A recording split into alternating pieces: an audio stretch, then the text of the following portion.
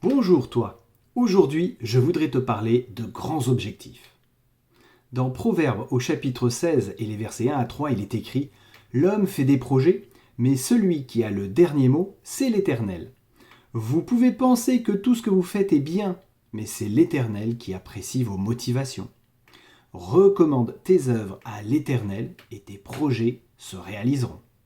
L'un des principes clés dans le choix d'un but, et je pense également aux nombreux objectifs que l'on peut choisir dans une vie, c'est de partir avec l'idée que tout est possible.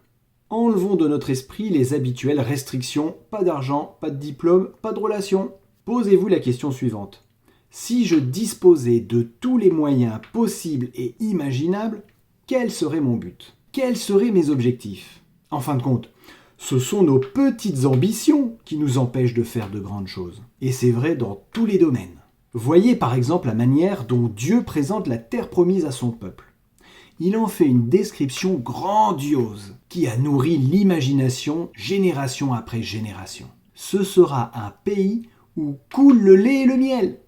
Il n'y aura pas seulement du lait et du miel, mais ils couleront. Quel but fixa Jésus à ses disciples avant de les quitter? Leur mission était claire: proclamer la bonne nouvelle.